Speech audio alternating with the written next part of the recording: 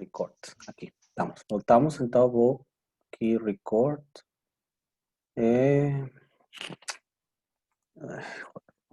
Aqui. O que eu vou fazer é terminar de explicar esta parte e saltar, porque senão vamos a ficar muito tempo aqui. Bom, como eu estava falando aqui,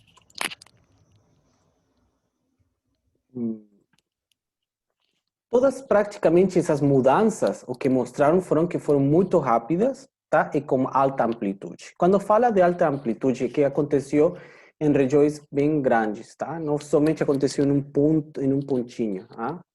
Mas o que foi foram muito rápidas, tá? Estamos vendo então que praticamente o sistema climático pode mudar muito rápido e muito fácil. Porque praticamente tem muitos fatores associados.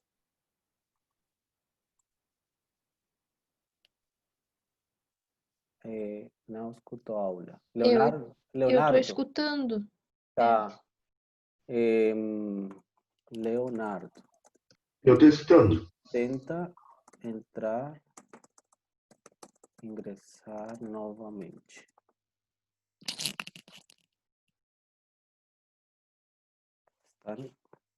Todos estão escutando.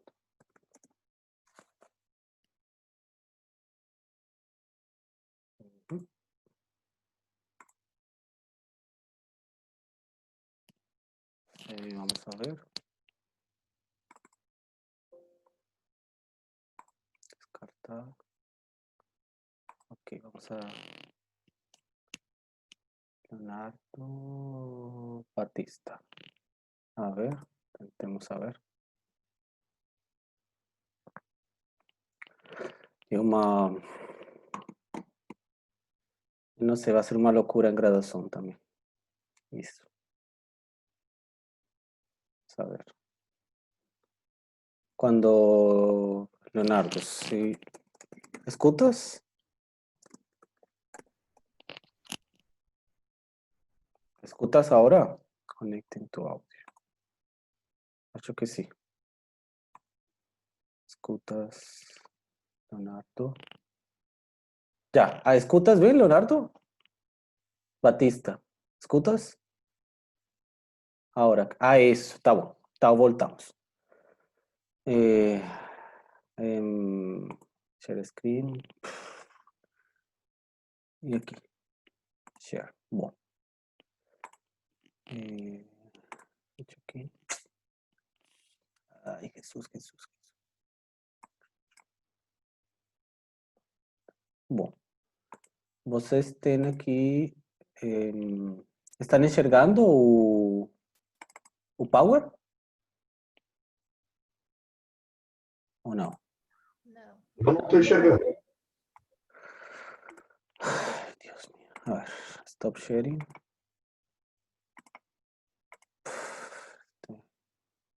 Uma loucura isto. É assim mesmo, professor. Outro dia eu fui apresentar um trabalho, não abria por nada. Aí quando eu estava desistindo, abriu. É assim mesmo. Não desanima. Ai, Deus meu Deus. Estamos. A ver, vou abrir acá novamente o Power.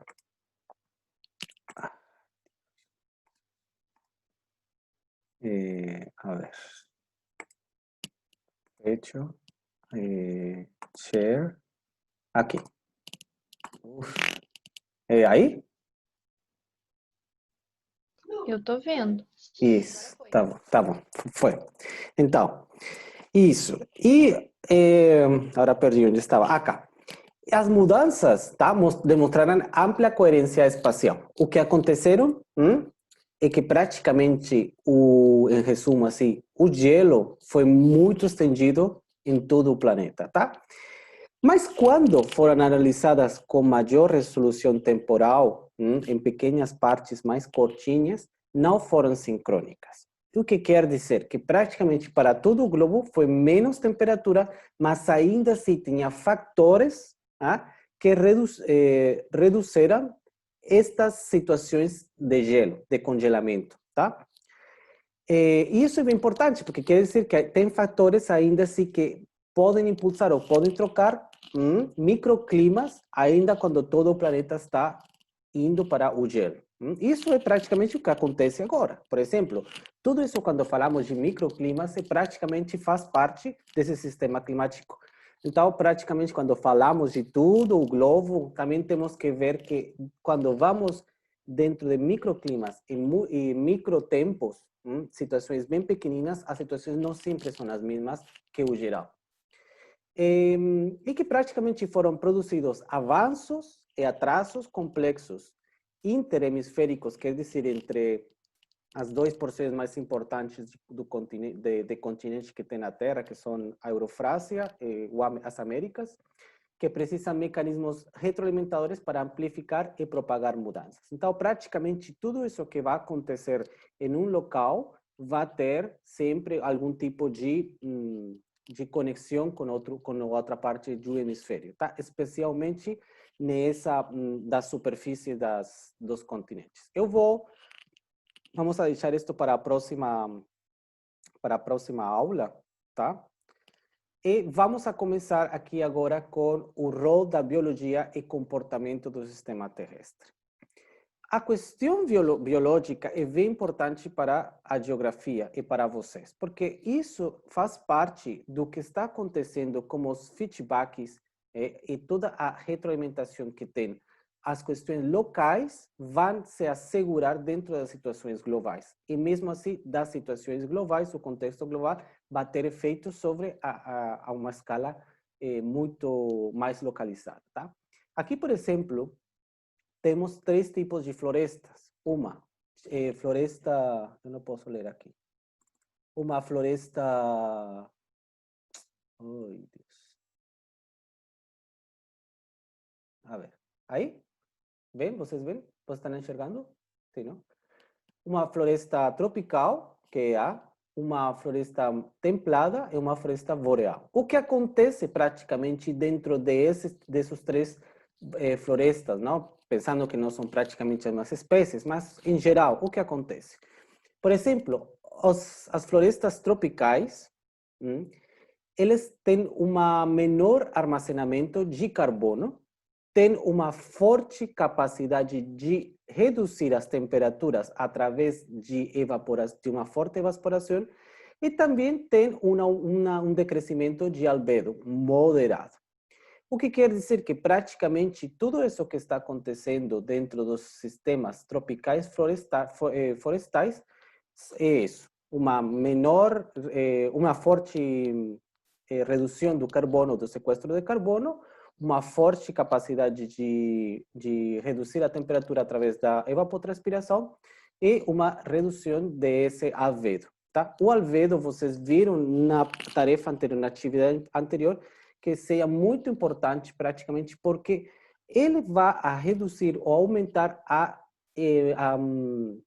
capacidade de absorção do planeta, da superfície planetária, de essa energia que vem do Sol. Tá? Isso, se vocês têm mais nuvens, praticamente tem muitas nuvens, a superfície não vai receber nenhum tipo de radiação solar. Se não tem nuvens, vai receber muito. Isso acontece mesmo com o desmatamento. O desmatamento vai aumentar a absorção que tem na Terra, ele vai ver como praticamente toda a radiação solar chega diretamente no solo. Mas o que acontece quando cresce a camada de gelo do norte da Antártica ou do sul, e praticamente aumenta o albedo. E esse aumento do albedo vai reduzir a absorção ou aumentar a reflectância e reduzir a recepção da radiação solar. O que acontece, por exemplo, nos bosques temperados, tá? Que estão praticamente aqui arriba, nos Estados Unidos, começa aqui na parte sul, na parte mais de África, da Europa, bem pequenininhos, aqui estão com um pouquinho mais, um verde mais clarinho, não? O que acontece? Eles conseguem ainda sequestrar muito carbono, armazenar muito carbono, muito forte. Também tem uma capacidade de forçamento radiativo negativo através da evapotranspiração e também estão decrescendo ou reduzindo o albedo. Tá? Isso quer dizer que praticamente cobrem com sombras a superfície da Terra. O que acontece na parte das florestas mais do norte e do sul, de maior latitude, é que praticamente não é muito forte a capacidade de sequestros de carbono. Não tem muita umidade, porque praticamente não são florestas muito frondosas, mas nesse mesmo também vão reduzindo o albedo. Então, praticamente, os mais importantes, o que vão a exercer a maior força de controle de temperatura e do clima, que vão ter maiores aportações, são todas aquelas florestas que estão na parte equatorial e uma latitude média, tá? Biogeograficamente, isso, vamos a ver, por exemplo, aqui neste mapa,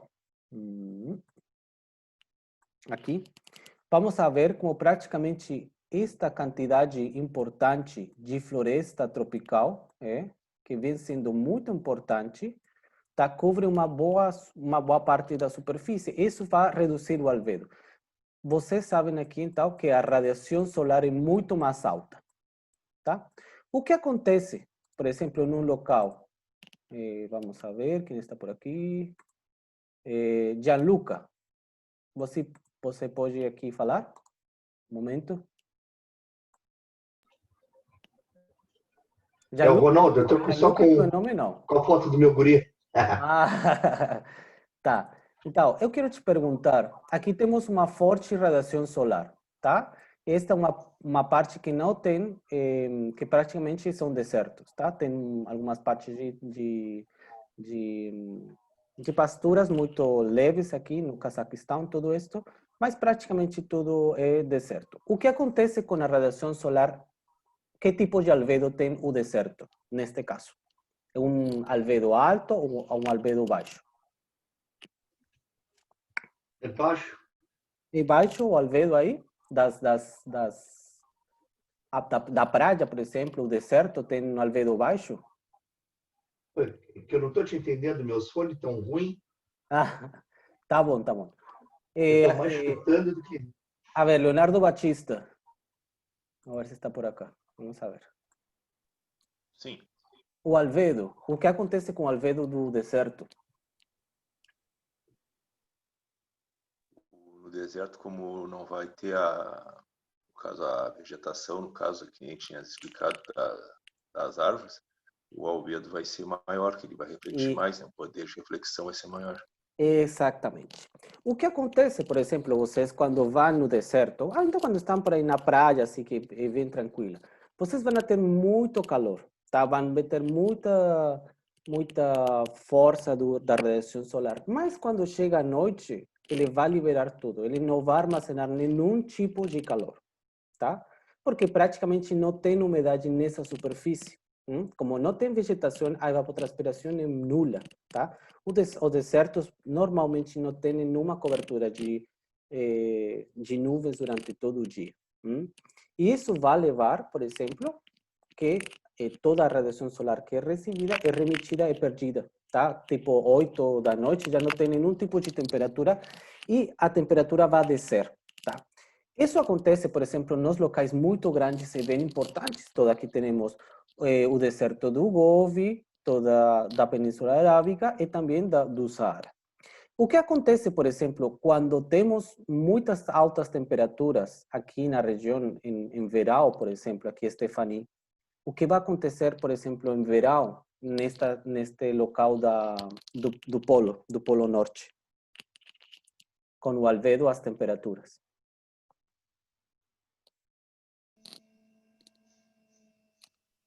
Vai acontecer no Polo Norte? É. Com o aumento das temperaturas? O que acontece com a temperatura é o albedo.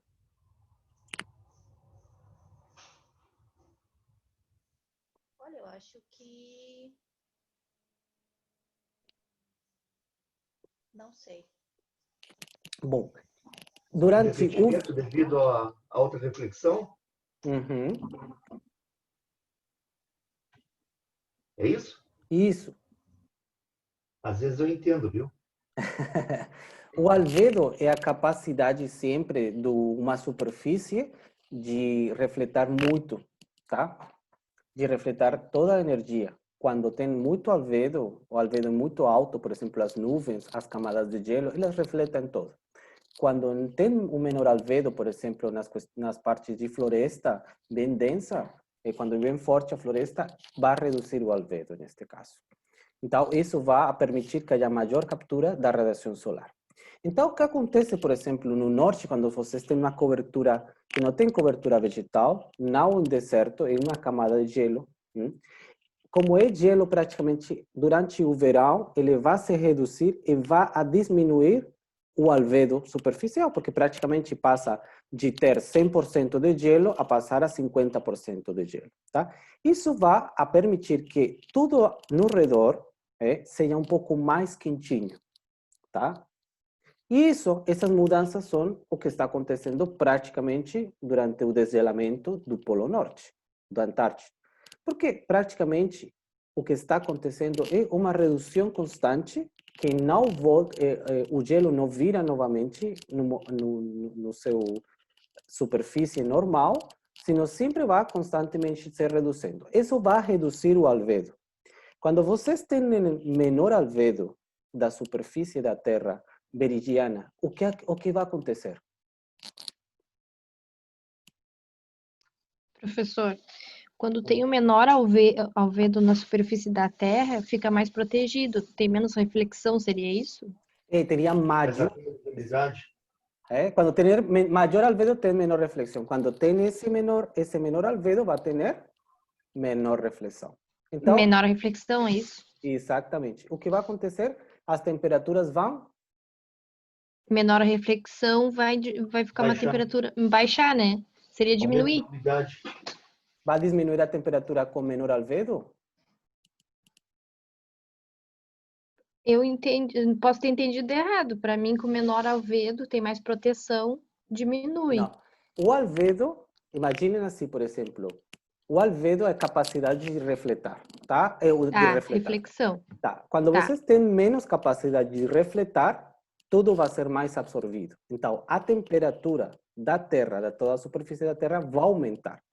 E por isso que é tão importante o albedo, porque praticamente o albedo é a maior proteção que tem a Terra frente à radiação solar térmica. E por isso é Tá, bem então, importante. quando menor o alvedo, aumenta. É isso? Exatamente, aumenta a Tá, temperatura. só para mim anotar aqui, professor. Isso, isso. Isso é bem importante. Isso é praticamente o que está acontecendo, tá? E por isso que vocês notem, se não tem floresta, tá? Essa capacidade, o albedo aí vai se reduzir, tá? Mas vocês, a maior participação do albedo vai ser praticamente das nuvens e do gelo. E se vocês não têm gelo, tem menor albedo. Então, praticamente, o que estamos ganhando, o que estamos perdendo em albedo é muito mais o que estamos ganhando de albedo. Se, por exemplo, com o desmatamento, nós ganhamos albedo, mas com o desgelo, nós perdemos albedo. Então, praticamente, um desbalance que vai a procurar, que vai a se dar ou vai terminar em um aumento de temperatura constante. Então, isso é importante, né? Esse tipo de interações. Uma interação muito geral é o albedo, a primeira, é a mais importante. Porque praticamente o melhor seria que tudo estivesse coberto de vegetação. Porque elas vão a aumentar a umidade da terra. Com a maior umidade da terra, vocês têm mais nuvens e podem controlar o albedo, tem mais albedo. E vai reduzir a absorção ou vai reduzir a temperatura. É como um processo de se refrescar, tá? Vai a melhorar sempre a temperatura da Terra, vai ser um pouquinho mais, menos exposta. Porque o problema aqui não tanto é o que está acontecendo dentro da Terra, mas sino o que acontece com a forma de recepção da radiação solar para a Terra. Isso é o mais importante. E por isso, cada coisa que está acontecendo dentro da Amazônia, ou que está acontecendo na selva do África ou do Sudeste Asiático, é bem importante, porque eles são praticamente o que estão permitindo que a maior quantidade de evapotranspiração e de umidade para as massas continentais. O que acontece, por exemplo, vamos no caso da Austrália, aqui. Tá? A Austrália é tão grande, tá? E tem muitos poucos árvores, ou muitas poucas florestas, que no centro da Austrália é um deserto muito, muito grande. Ainda quando toda a isla, ela está praticamente rodeada do oceano, da umidade. O que acontece, por exemplo, aqui, de um tamanho mais ou menos próximo, o que acontece praticamente é uma questão bem importante. Se vocês veem a Austrália, ela não tem árvores, mas praticamente um pouco mais pequenina, e deveria ter árvores, deveria ter maior umidade, mas isso não acontece. Então, sempre as variações que eles têm, dentro da mesma superfície, dentro do mesmo tempo, eles vão dar uma capacidade mesma para as mesmas florestas se retroalimentar, tá? E por isso é praticamente um processo de sempre se retroalimentar. O perdido é muito difícil que seja recuperado, mas o que existe, ele pode crescer. Vamos a ver aqui. Aqui, por exemplo, também temos nesta situação o que acontece aqui com tantas culturas, tá? Essas são, por exemplo, culturas mais grandes, tá? E onde estão localizadas? Praticamente onde estamos as maiores quantidades a maior demografia, a maior quantidade de população, estão crescendo, praticamente estão urbanizando esses setores. Então, quando isso acontece, todas essas mudanças vão ter algum tipo de efeito sobre o clima. Mas, como eu estou falando aqui para vocês, que o problema não é tanto uma causa, um efeito que tenha, sino como acontece a retroalimentação, o que vai passar é praticamente o pior que se tivéssemos nós algumas florestas. Se a gente tiver a floresta em toda parte, a capacidade de erosão da chuva seria muito menor. Mas como temos muitos cultivos, a erosão do solo feita pela precipitação é muito alta. E essa perda do solo vai seguir, vai continuar e vai reduzir cada vez mais a mesma capa de nutrientes do solo. Então, é por isso que é importante. Não é somente a perder uma floresta e perder a umidade, não. Também perder a floresta significa perder a capacidade de proteção que tem essas florestas para a erosão da terra, do solo. E nesta parte, é bem importante ver agora um pouco mais o que acontece dentro, ou qual é essa relação que tem esses elementos que fazem a biologia, essa biota, dentro das questões químicas para a atmosfera. Isto é bem importante porque isto faz parte das tarefas destas 4 tarefas que vocês têm agora. Isto é bem importante que ao menos vocês entendam um pouco a lógica, tá? E nós devemos ver que existem vínculos entre os ciclos de carbono, nitrogênio e fósforo. O que acontece com o carbono, por exemplo? O carbono, através das plantas, ele é transferido como um nutriente, é absorvido como um nutriente para produzir oxígeno, tá? Somente são fábricas, as plantas são praticamente fábricas pegam todo o carbono que precisam, e a partir de aí, quando respiram, elas liberam oxígeno. Então, praticamente, isso é uma situação normal, tá? Mas o que acontece quando vocês têm muito carbono? Por exemplo, falamos assim, uma planta precisa de 10 unidades de carbono para fazer fotossíntese. Quando tem essas 10 unidades completas, ela vai fechar tudo. Mas o que acontece se você tem mais dessas 10 unidades? Falemos que, por exemplo, essas 10 unidades estão dadas em 12 horas ao longo do dia, tá? Então, ao longo do dia, na respiração, ele vai liberar unidades de oxígeno durante 12 horas. Mas, se vocês têm muito carbono, muito dióxido de carbono, eles vão a fechar rapidamente. Então, já não vão ser 12 horas de absorver carbono, sino vão ser 3, 4, 6 horas de absorver carbono e de liberar oxígeno. Tá? Quando elas terminam de fazer a fotossíntese, eles já param aí. Tá? Fizeram uma fotossíntese, produziram seu alimento, já não precisa mais. Então, praticamente queda, já não vamos ter a mesma recepção de absorção de gás, de dióxido de carbono, que teríamos em um momento, com algum equilíbrio desse ciclo de carbono. Tá? Então, praticamente, isso é bem importante, porque cada uma das plantas, das unidades das plantas, das espécies das plantas, tem diferentes formas de fazer essa fotossíntese, tá? Mas o importante é saber quais são essas situações onde isso pode mudar, ou pode variar, ou pode significar uma variança dentro do normal.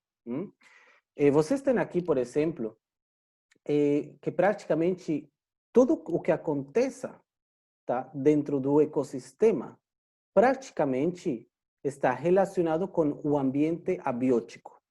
Tá? Esse ambiente abiótico é todo aquele bioquímico que fica por aí. Tá? O dióxido de carbono, o oxígeno, o metano, tudo isso, falamos assim, é parte da parte inorgânica. Tá? Então, essa é a parte, Mariana. Isso é bem importante, porque o que está acontecendo com esses ciclos de carbono, nitrogênio e fósforo, de hidrogênio, de fósforo, de todo esse tipo de bioquímicos que temos liberados na atmosfera, vai repercutir, ou vai ter seus efeitos sobre a capacidade de fotossíntese das plantas. E mesmo assim, se nós não temos como uma forma ou as plantas não têm uma forma de capturar constantemente esse carbono e já finalizam rapidamente essa captura de carbono fazendo a fotossíntese, esse carbono vai quedar liberado. Então, por exemplo, o que acontece com uma planta normal? Eles respiram, absorvem dióxido de carbono e uma parte de oxígeno. Na liberação, essa liberação é a mesma, tem 3 tipos de liberação, não? São a fotossíntese, onde elas produzem como excedente o oxígeno. A respiração, que é o que está acontecendo constantemente, é dióxido de carbono e água, através da evapotranspiração. É a mesma transpiração que é feita com água. Tudo isso, então, praticamente, elas estão produzindo, através de dióxido de carbono e oxígeno, produzem oxígeno, água e dióxido de carbono.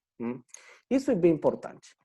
Então, praticamente, aqui vemos o que acontece, por exemplo, em um ciclo normal de processos biogeoquímicos, tá? Vamos ver acá.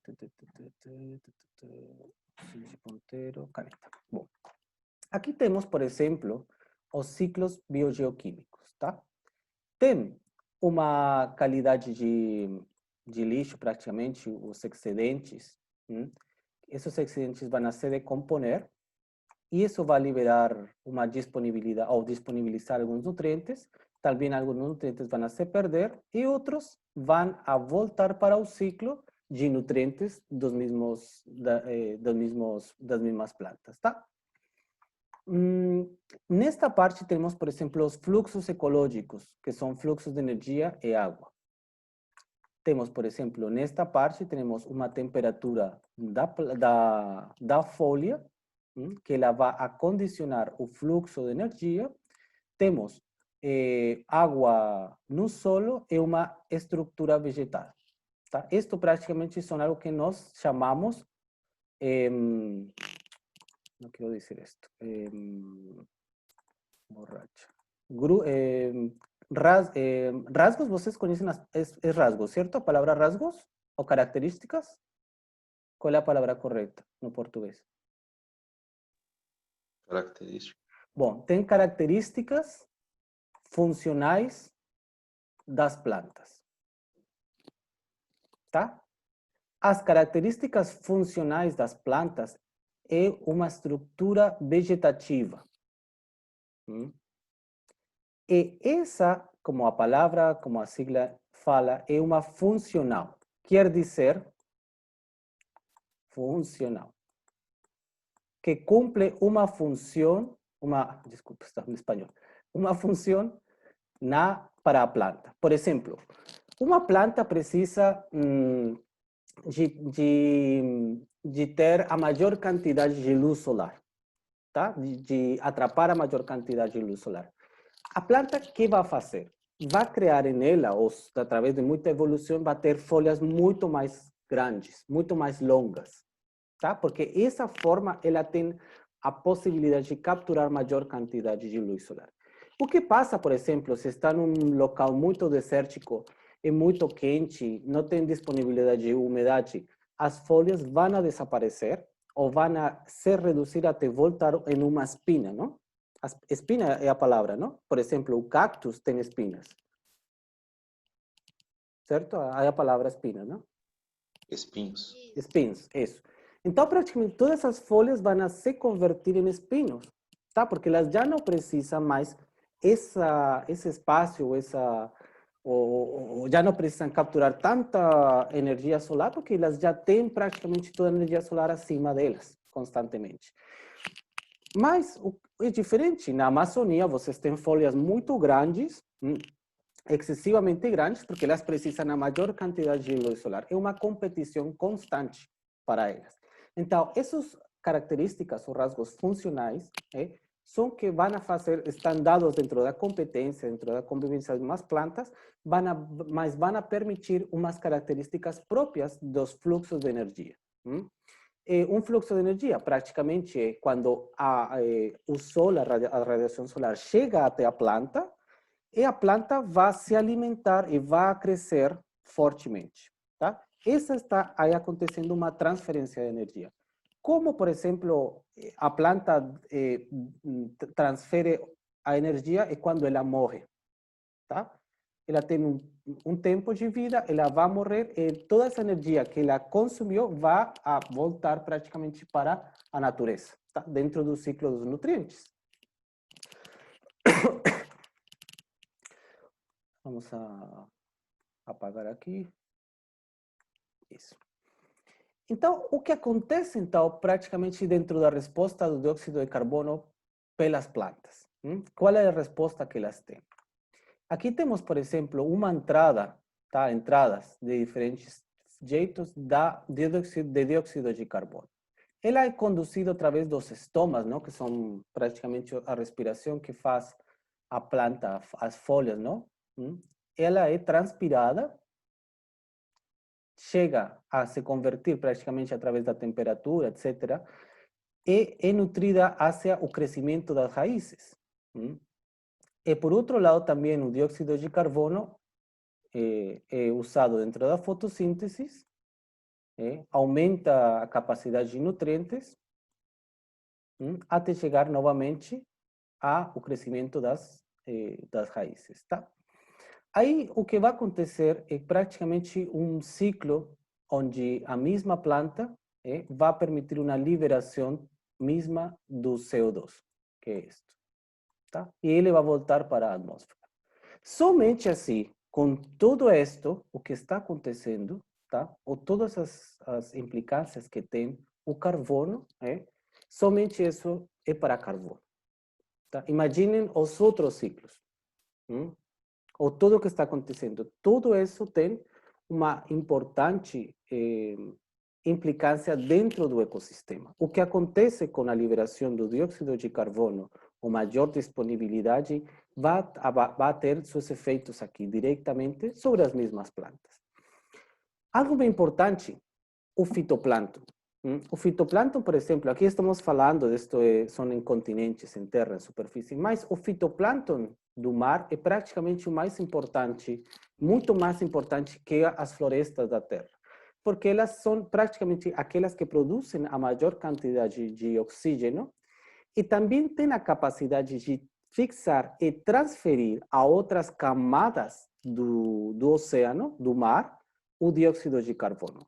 Como no caso do permafrost, que eu falei na aula anterior, o permafrost tem a capacidade de absorver uma boa quantidade de metano e de dióxido de carbono.